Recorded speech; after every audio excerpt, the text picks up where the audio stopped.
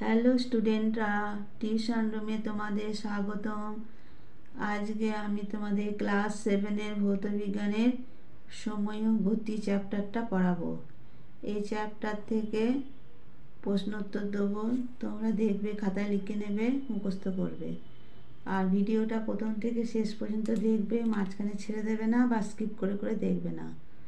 এই অধ্যায়টা থেকে আমি খুঁটি খুঁটি প্রশ্ন তোমাদের দেব, তোমরা প্রশ্ন উত্তরগুলো খাতায় লিখে নেবে।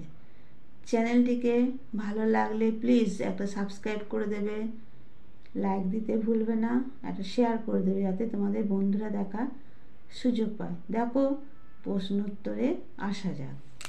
দেখো গতি কয় ধরনের, কি কি? উত্তর দেখো গতি দুই ধরনের, চলন গতি, আবর্ত গতি।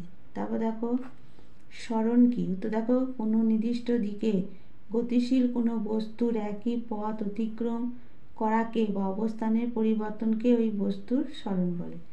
তারপর দেখো অতিক্রান্ত দূরত্ব বলতে কি বোঝায়? উত্তর দেখো যে কোনো দিকে বা বস্তুকণার অবস্থানের পরিবর্তন ঘটলে তার প্রাথমিক ও অন্তিম অবস্থানের মধ্যবর্তী পথকে বস্তুকণার অতিক্রান্ত দূরত্ব বলা হয়। তারপর দেখো দ্রুতি কি? উত্তর দেখো একটি গতিশীল কণা একক সময়ে যে পথ অতিক্রম করে তাকে ওই কণা দ্রুতি বলা হয়। তারপর দেখো ত্বরণ কি? উত্তর দেখো চলমান বস্তুর বেগ বৃদ্ধির হারকে ত্বরণ বলা হয়। তারপর দেখো ঘূর্ণন মন্দন কি? উত্তর দেখো সময়ের সাপেক্ষে কোনো বস্তুর বেগ হ্রাস পাওয়ার হারকে মন্দন বলে। বেগ কি? উত্তর দেখো কোনো গতিশীল বস্তু একক সময়ে নির্দিষ্ট দিকে যে দূরত্ব অতিক্রম করে তাকে বস্তুটি বেগ বলা হয়। তারপর দেখো বেগের একক কি? উত্তর দেখো এসআই পদ্ধতিতে বেগের একক মিটার পার সেকেন্ড।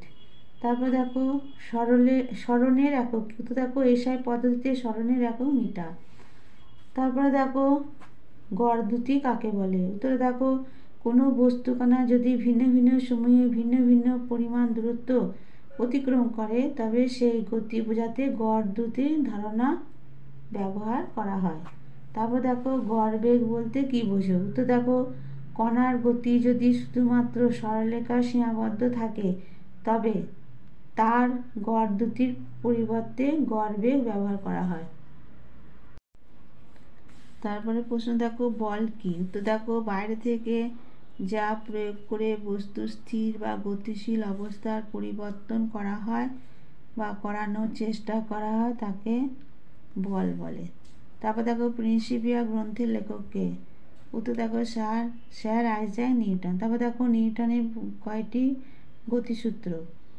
উত্তর দেখো নিউটনের 3টি গতিসূত্র। তারপর দেখো নিউটনের কোন সূত্রকে জারদের সূত্র বলা? উত্তর দেখো প্রথম গতিসূত্রকে। তারপর দেখো শক্তির সংজ্ঞা দাও। উত্তর দেখো কোনো বস্তুর কাজ করার সামর্থ্যকে শক্তি বলে। তারপর দেখো জারদ কয় প্রকার, কি কি? উত্তর দেখো জারদ 2 প্রকার, স্থিতিজারদ, গতিজারদ। তারপর দেখো জারদ কাকে বলে? উত্তর দেখো স্থির থাকা বা একই বেগে চলতে থাকা ধর্মকে বলে জারদ, বলে বস্তু জারদ। তারপর দেখো স্থিতিজারদ কাকে? উত্তর দেখো বস্তু স্থির থাকা ধর্মকে স্থিতিজারদ বলে। তোমরা এই ভিডিওটা প্রথম থেকে শেষ পর্যন্ত দেখবে, মাঝখানে ছেড়ে দেবে না বা স্কিপ করে করে দেখবে না। আমি এই অধ্যায়টা থেকে খুঁটিয়ে খুঁটিয়ে প্রশ্ন উত্তরগুলো দিলাম, তোমরা খাতায় লিখে নেবে, মুখস্থ করবে, দেখবে কমন পেয়ে যাবে। তারপর দেখো গতিজারদ কাকে বলে?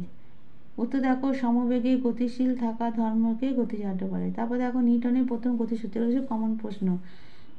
উত্তর দেখো বাইরে হতে বল প্রয়োগ না করলে স্থির বস্তু চিরকাল স্থির থাকবে বা সমবেগে সরলরেখা বরাবর গতিশীল কোনো বস্তু চিরকাল একই সরলরেখা ধরে চলতে থাকে। তারপর দেখো নিউটনের দ্বিতীয় গতিসূত্র, এটা কমন প্রশ্ন।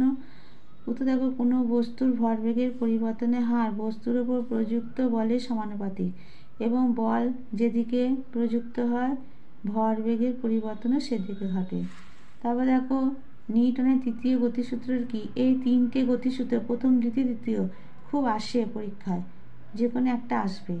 নিউটনের তৃতীয় গতিসূত্রটি রেখো। তো দেখো প্রত্যেক ক্রিয়ার সমান ও বিপরীতমুখী প্রতিক্রিয়া আছে, 3টেই করে রাখবে, কমন পেয়ে যাবে। শক্তি কি, দেখো কাজ করার সামর্থ্যকে শক্তি বলে। তারপর দেখো কাজ কাজ পরিমাপের এসআই পদ্ধতির একক কি, উত্তর দেখো জুল।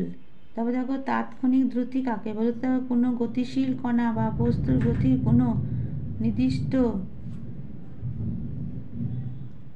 মুহূর্তে মানকে বলা হয় তাৎক্ষণিক দ্রুতি।